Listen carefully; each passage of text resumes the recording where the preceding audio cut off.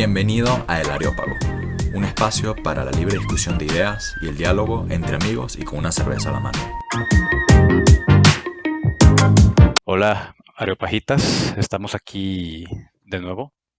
Nos acompaña su servidor, Jesús Manuel, Samuel David, Alejandro y Juan Pablo JP Díaz de León. Hoy el tema del que queremos discutir es justo de uno de los autores de fantasía. Bueno, ¿qué de los autores de fantasía? El autor de fantasía, Tolkien. Concretamente de tres ideas que nos parecen brillantes en su literatura. Temas que nos parece que son muy relevantes para discutir.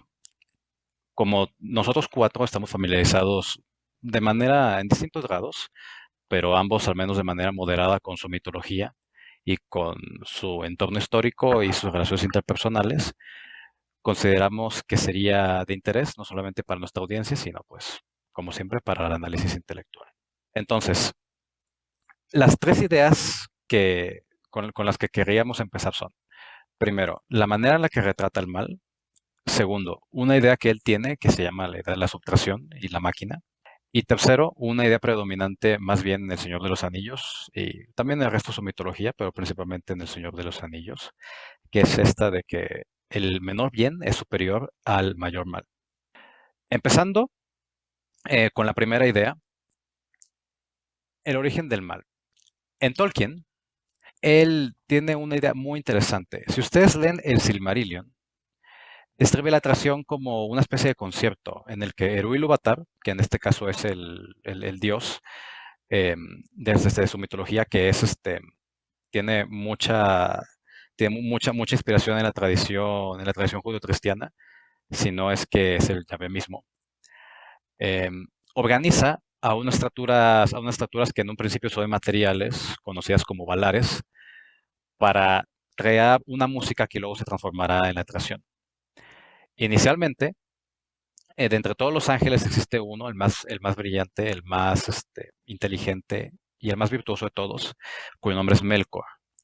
Sin embargo, él se plantea la posibilidad de si existe una manera de ir en contra de las ideas de Eru. Por lo tanto, en este concierto celestial de la atracción, introduce notas que son disonantes, tratando de ir en contra de la armonía que está imponiendo Eru. A lo cual Eru le contesta que es inútil su intento por traer algo que esté fuera de él, puesto que él es el origen de todas las cosas y también es el origen de Melkor mismo. Entonces, no importa lo que haga, Melkor sigue siendo parte de la atracción. Y aunque intente hacer lo peor posible con los talentos que se le ha dado, aún así sigue siendo parte de la atracción y sigue siendo algo bueno que la glorificará a la atracción misma. ¿Qué piensan ustedes de esta idea? Yo quiero hacer un comentario antes de continuar. Compañeros, no olviden servirse su bebida espirituosa de preferencia para calentar estos motores. Así que salud. Obligatorio, Dicho salud. esto, Obligatorio. salud. A mí me parece una manera muy ilustre de destacar el problema del mal. El mal es un problema que ha estado en la filosofía desde hace siglos. Y una de las soluciones, pues, a mí, en lo personal, me resulta más interesantes es estas soluciones que, bueno, más adelante fueron panteístas, también hay unas anteriores que son panteístas, pero la de la tradición judeocristiana, esto de que viene en la Biblia, ¿no? Desde el Génesis, en el principio Dios vio todo, lo creó, vio que todo era bueno. Es decir, el mal surge como una especie de ir en contra de la voluntad del Dios, vaya, un Dios filosófico, un Dios que significa el bien absoluto y la absoluta de las virtudes y etcétera, etcétera, ¿no? Que es otro tema de discusión, no lo vamos a tocar en ese momento, pero sí, el mal como su origen dentro del bien, como el orgullo. Es decir, Melkor, el propósito que él tiene, o vaya, la intención que él tiene al traer su propia música es ir en contra de la voluntad de su creador. Y eso lo hace solamente porque él se considera a sí mismo como un ser tan perfecto que podría traer algo como su creador, pero no decide someterse a la voluntad de él y por su propio orgullo, entonces empieza a traer cosas que están fuera de él. Pero a mí me parece bellísima esta figura que tiene, les recomiendo mucho que lean esa parte del Silmarillion, es la primera parte, de la atracción. Me parece bellísima la idea de la atracción como un concierto y también parece muy bella esta manera en la que Tolkien lo pone, ¿no? O sea, esta idea que en realidad es muy compleja, es un poquito difícil de entender, o sea, cómo puede surgir el mal del bien, ¿no? Y, y esta sencillez de decir, mira, ok, y también, ¿qué sentido tendrá el mal entonces, no? Porque si fue bien en algún principio, entonces, ¿sabes de dónde sale el mal? Y entonces, esto de decir, mira, tú eres parte de la atracción, yo te traía a ti con tus virtudes, ¿sí? No hay nada que pueda hacer que esté fuera de mí. Aunque tú intentes estropear la canción que estamos haciendo, la atracción, el tiempo, etcétera, tú no puedes hacer nada al respecto. Vaya, vas a mancharla, vas a introducir la idea del egoísmo, que es terrible, pero aún así al final va a servir para mi gloria. O sea, al final va a ser bueno, ¿no? Esta idea me parece muy consoladora también. Sí, o sea, esto me recordó mucho esta idea de Tolkien de que pues, al final Melkor lo que hace es tergiversar algo que es bueno, ¿no? Al final Melkor era la criatura más perfecta, más poderosa, el mayor de los Valar o Maiar, no me acuerdo muy bien Valar. la Valar. taxonomía tolkienesca, Valar. Este, y básicamente me recordó mucho una idea de C.S. Lewis, que pues era un amigo de Tolkien, que en las cartas del diablo de su sobrino, el diablo le está explicando pues, a su sobrino que todos los placeres, todos los vicios son distorsiones de cosas que hizo Dios. Y dice, en siglos y milenios de investigación, nosotros en el infierno, en nuestros laboratorios, todavía no hemos podido crear un placer. Todos los placeres fueron hechos por el enemigo, que en este contexto es Dios, ¿no? Por su enemigo. Y entonces lo único que podemos hacer es tergiversarlo, ¿no? Tergiversar cosas que de suyo son buenas, ¿no? Y al final, pues, esta comprensión del mal como una tergiversación de cosas que tomadas en sí mismas son buenas, ¿no? Y otra idea que me recordó esto fue una idea que leí hace poco en una catequesis de Juan Pablo II, que está hablando sobre el misterio del mal, ¿no? Sobre cómo el mal funciona en cierto sentido como un misterio y que lo llama el mysterium iniquitatis. Pero luego también dice que el mysterium iniquitatis al final solo tiene sentido si se interpreta a la luz del mysterium pascale, o sea, el misterio de la Pascua, el misterio de la resurrección de Cristo. Y creo que es brillante esta idea de plantearlo como una canción, ¿no? Y que al final la canción de Melkor, la canción desafinada, la que no va con el escrito como lo mandó Eru Ilúvatar, al final termina formando parte, la canción de Melkor termina formando parte de la orquesta de Eru Ilúvatar. O sea, incluso el mal tiene un papel en el destino, ¿no? O sea, al final termina jugando algo dentro del plan al macro, ¿no? Y creo que tiene que ver con esto de que no se puede entender el misterio del mal si no es a la luz de su redención, de justamente la conquista de la muerte por la vida, ¿no? Y que al final la vida vence a la muerte.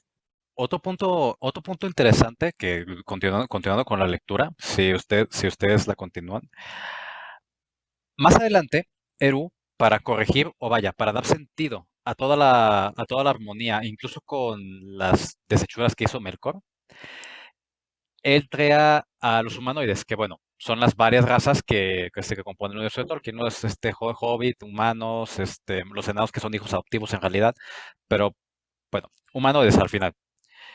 Y los Valares, lo primero que hacen es amarlos, porque son seres que no trajeron ellos, que no tienen nada que ver con ellos, que no tienen nada que ver con su música, sino que viene directamente de Eru Ilúvatar.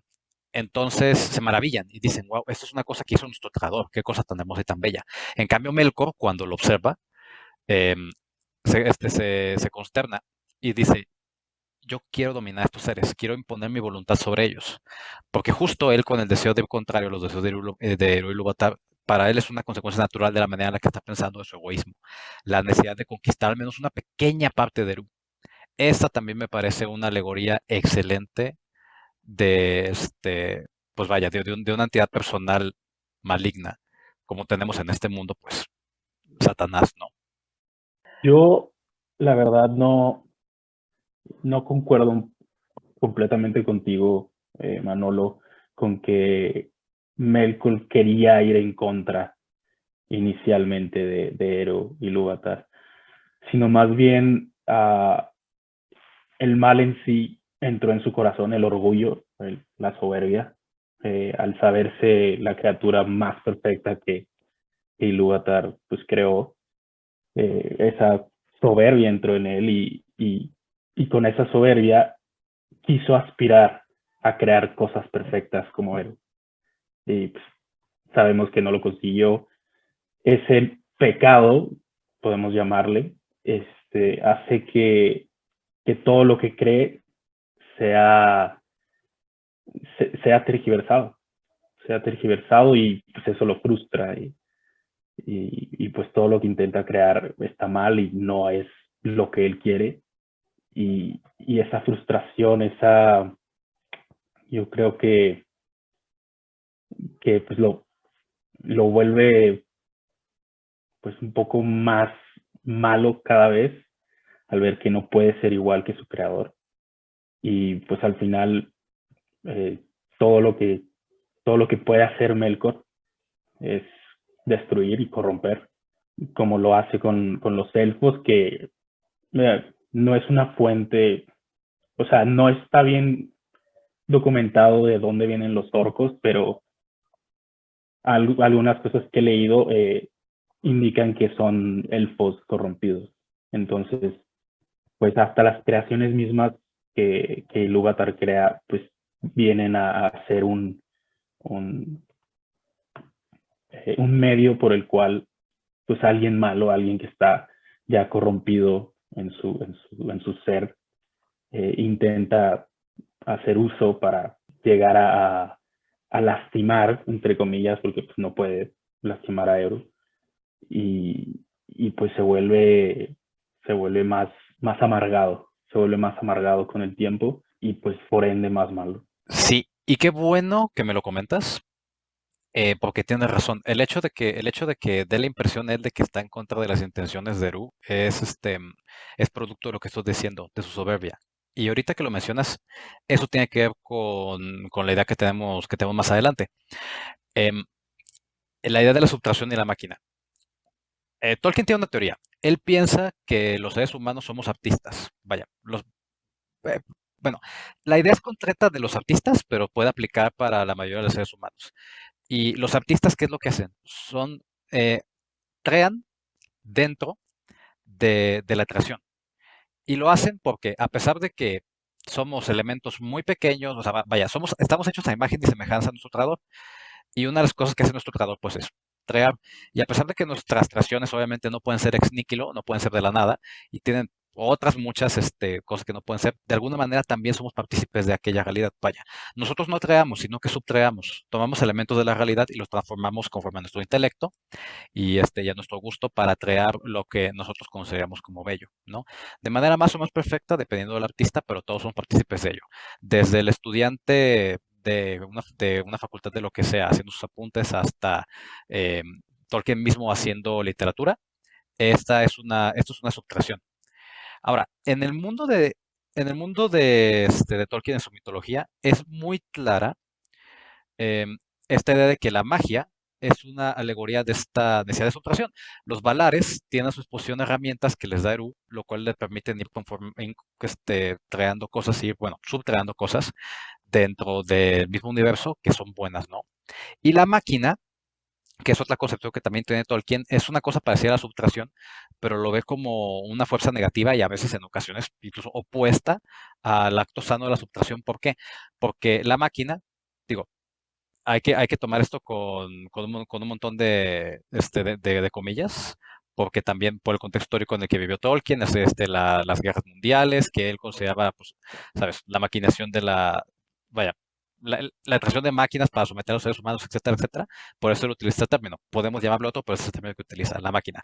La máquina está atrada para sí misma. Es decir, a diferencia de la subtracción, que intenta hacer algo bueno con las cosas buenas que tiene alrededor, ve la realidad, se enamora de ella y la transforma más o menos a su gusto, pero siempre respetándola, la máquina está exaltando la facultad del sujeto de tratar de crear. Y entonces la máquina trata de ser algo por sí misma. Y la máquina es este producto de intentar que el acto de la creación y no tanto los materiales que tienes o la realidad eh, sea el centro. Sí, y se dan cuenta, esto está en El Señor de los Anillos. La manera, incluso en la que están las películas, es la misma manera en la que Tolkien lo trae en los libros. La manera en la que se traen los ejércitos de Sauron, la manera en la que se traen los orcos. Y todo esto es muy artificial, pero ¿por qué? Porque es como el proceso industrial de crear para dominar, el proceso industrial de crear para crear, el proceso industrial de hacer cosas, tomar cosas buenas, transformarlas en cosas malas. Sí, al final esto, digo, yo creo que todos los temas, tanto de, bueno, pues yo como bioticista, pues tengo muchos temas en mente todo el tiempo, ¿no? Pero esta cuestión de ver la vida no como un don, no como algo que recibes con gratitud, o sea, sino como una cosa que puedes manipular, ¿no? Como una cosa que tú eres y tú puedes modificar constantemente. Y esto se traduce en muchas cosas, ¿no? Al final esta mentalidad de que todo se puede manipular es lo que está detrás tanto de pues la gente que quiere definir su propio género, su propia especie y también en temas de, por ejemplo, la maternidad subrogada, ¿no? De que yo no puedo tener un hijo, entonces voy a contratar a una mujer pobre del tercer mundo y le voy a pagar para que lleve un hijo con mi genética, con mis genes, ¿no? O sea, y bueno, a futuro, pues ya esta cuestión que ya hay de diagnóstico preimplantacional, ¿no? Como que yo agarro un embrión que se concibió in vitro y entonces, pues si no tiene las características que a mí me gustan, no lo implanto, ¿no? O sea, yo, bueno, pues tengo esta obsesión con estos temas, pero creo que tiene que ver con esta percepción de no ver a la vida como algo que merece respeto, como algo que merece, que el approach que hay que tener con ella es la contemplación, sino más bien pues su utilización para mi favor y todo lo quiero ajustar como para tener un mundo a mi medida. Sí. A mí lo que me parece más interesante, de hecho, hay una carta, un documento, no recuerdo si es carta encíclica o qué onda, la verdad no lo recuerdo en este momento, de San Juan Pablo II, que se llama A los artistas, ¿sí? Y justo no le da directamente la razón a Tolkien, pero parece que está hablando de lo mismo. Cuando él dice, estamos hechos a imagen y semejanza del Creador, y por lo tanto también nosotros deseamos crear. Y los artistas, dice, tienen esta necesidad de, ¿sabes qué? Lo que pasa es que la idea que tengo en la cabeza no la puedo plasmar en la realidad como me gustaría. O sea, tengo algo en mi cabeza que con los materiales que tengo a mi disposición no puedo hacer.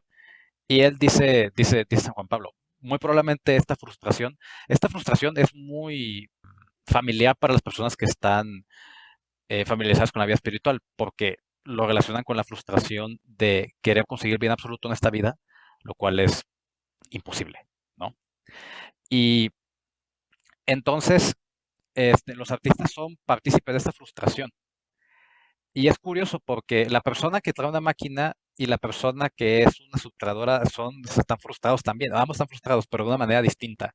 Los que intentan traer máquinas están frustrados porque su máquina no es eficiente o porque su máquina no puede hacer las cosas que le gustaría que hicieran. Y el subtrador está tratando de plasmar una idea que tiene en la cabeza y que le frustra mucho no poderla hacer en la realidad porque al final lo que está tratando de hacer es crear propiamente dicho, no subtraer, sino que está tratando de hacer una virtud, de expresar algo que tiene y no lo puede decir. Sí, y esto me parece también interesante.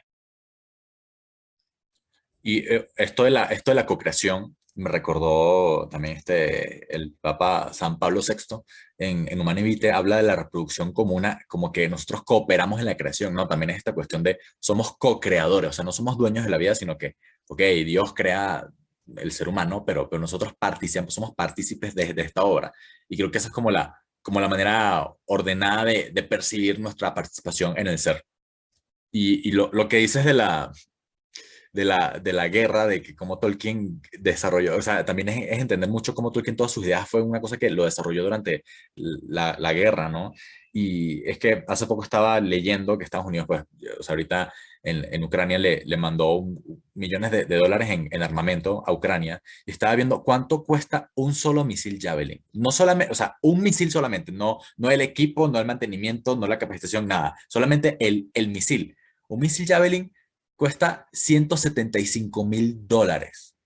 Yo no sé ustedes, pero yo con ese dinero haría un montón de cosas, pero imagínate a nivel país, ¿no? Lo que podrías hacer, becas a un niño, le das de comer, operas a alguien que necesita una cirugía, pero no, o sea, estamos haciendo, y ojo, yo no soy pacifista, yo creo que hay veces que hay el concepto este de guerra justa. Hay veces que pues sí hace falta defenderse, ¿no? Sobre todo ante una invasión, pero qué desgracia que como seres humanos en el siglo XXI todavía gastemos tanto dinero en una cosa que literalmente está diseñada para matar gente. O sea, a lo mejor podemos discutir sobre si la guerra es proporcional o no, justificado o no, o sea, pero es tanto dinero para matar otros seres humanos.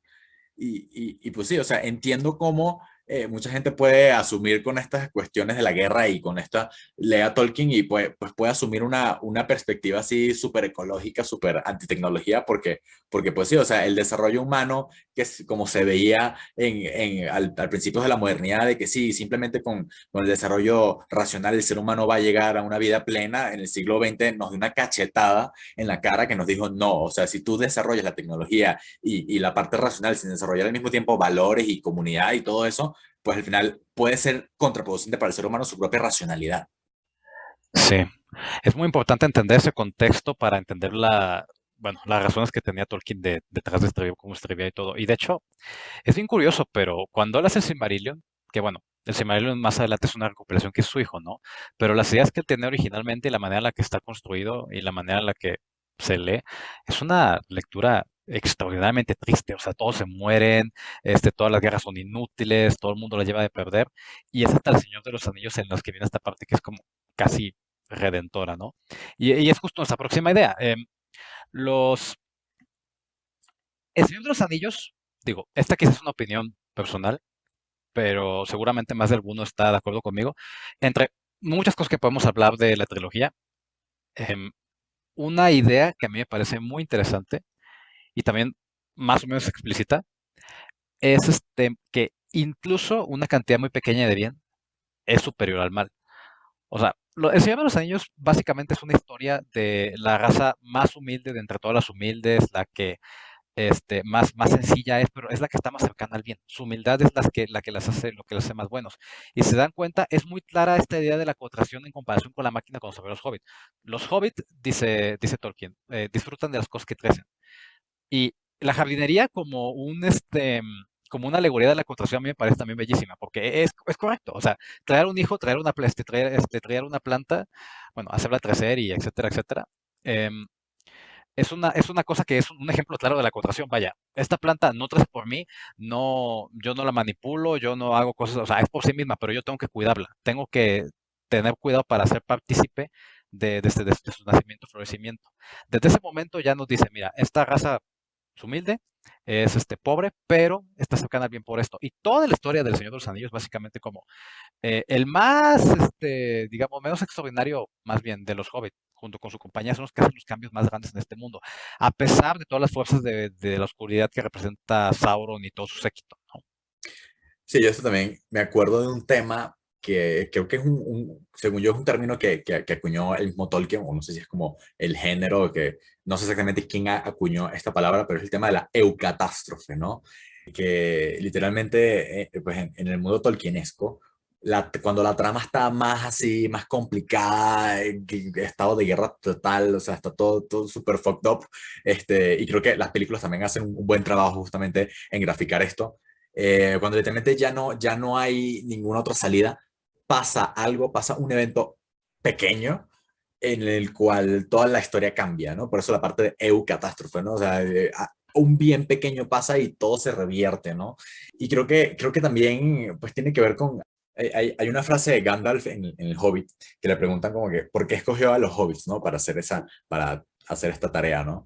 Y, y básicamente, o sea, habiendo tantas razas cool, poderosas, elfos y así, que pueden pelear, dice Gandalf, hay gente que cree que solamente el poder grande, así, majestuoso, que es lo único que puede limitar al mal, ¿no? Pero dice, pero yo he descubierto, justamente he descubierto con los hobbits, que lo que mantiene al mal contenido son los actos de ciudadanos pequeños del día a día, ¿no? O sea, que los pequeños actos de amabilidad y de amor son los que mantienen al mal contenido y al final el verdadero bien, ¿no? El verdadero bien posible que si tú eres coherente con cumplir estas cosas pequeñas del día a día, es que vas a poder dar la talla cuando tengas que enfrentar con un mal mucho más grande.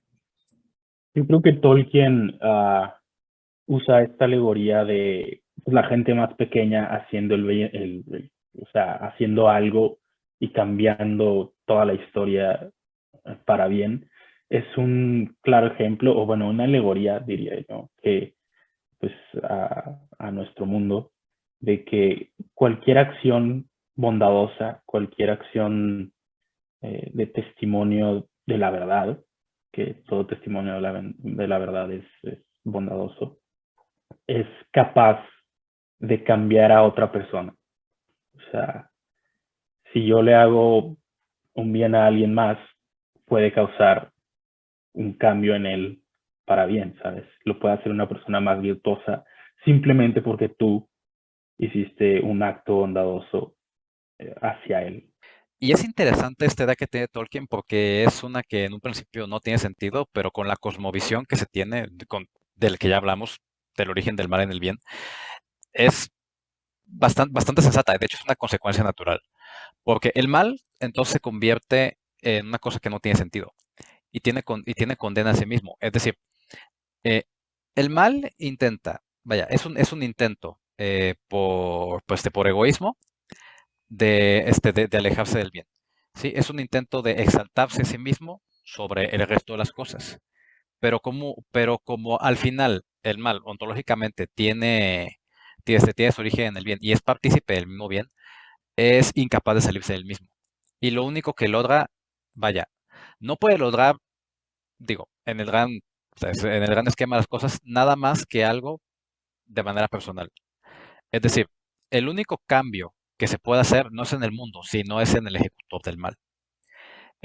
Hay miles de ejemplos en el Silmarillion, hay varios ejemplos en el Señor de los Anillos, más claro Sauron, pero sí. Y además, a lo largo de toda la mitología de Tolkien, desde el Silmarillion hasta su Legendarium, hasta el Señor de los Anillos, el mal al final es incapaz de traer cambios sustanciales en el bien. Es decir, por ejemplo, se me ocurren las primeras luces, que fueron los dos pilares que iluminaban toda la Tierra, que luego se transformaron en los dos árboles, y luego se transformaron en la luna y el sol, que al final, ¿qué es lo que hace el mal? Te aleja del bien, lo pone a través de varios lentes, ¿sí? Lo vuelve difícil de distinguir, pero sigue existiendo, ¿sí? Y al final me parece muy consoladora la idea y también muy importante filosóficamente esto de que, mira, el mal tiene sentido, el mal tiene condena en sí misma y además, justo por la naturaleza del mal, es muy natural pensar de que incluso el bien más pequeño es superior al mal más grande, porque al final el mal más grande, el más poderoso, el que más, vaya, la persona más pervertida que más intenta acercar las cosas a sí mismo y más intenta alejarse de la atracción y cerca a la máquina, em, pues al final es un instrumento de su propia perdición. Y ojo, cabe destacar que a pesar de todo lo que hemos mencionado y las lecciones que hemos tratado de sustraer de Tolkien repetidamente en numerosas cartas a C.S. Lewis, a otros amigos que tenía, e incluso a sus propios hijos, decía que él detestaba que se interpretara su trabajo de manera alegórica. Decía, no, no, lo que pasa es que mi trabajo es un trabajo de subtracción. Yo estoy tratando de traer una realidad eterna con elementos de la verdadera realidad, y este es un universo que no intenta hacer una alegoría de nada. Y a mí esto me parece muy interesante porque sin quererlo hacer lo hizo, pero lo hizo. Vaya, el hecho de que él haya alegado tanto de que, mira, no quiero que esto sea una alegoría, habla muy bien de su calidad como autor. No, ya no déjate como filósofo o de sus ideas, habla muy bien de su calidad como autor, porque él genuinamente estaba interesado en crear un verdadero universo creado, es decir, un universo que viniera de su imaginación, que tratara de representar algo, pero que al final representara el mundo real. Y no es una alegoría. Él insiste, es un universo por sí mismo, es un universo que yo traía en mi cabeza para disfrutar de las personas que lo quieran leer y para la gente que les sirva. Pero al final, el hecho de que tenga todos estos elementos que podemos comparar con la vida real es vaya, no es una coincidencia, pero él intenta hacer que parezca una coincidencia. Pero bueno, este, muchas gracias por acompañarnos en este episodio. Recomendación, si no lo han hecho todavía, lean los libros. Si no tienen tiempo, no tienen ganas o no tienen dinero de comprar la trilogía del Señor de los Anillos, busquen el Silmarillion. Tiene las ideas más fundamentales de Tolkien. Y generalmente, si lo interpretan a la luz de las ideas que se pueden extraer de él, y esta idea de la subtracción, contracción, máquina, lo van a encontrar muchísimo más rico. Muchas gracias, Manolo. No olviden compartir este podcast con quien sea sea que creen que se puedan beneficiar de escuchar el mismo. Y también no olviden suscribirse a el medio donde sea que nos estén escuchando. Muchas gracias y nos veremos en un próximo.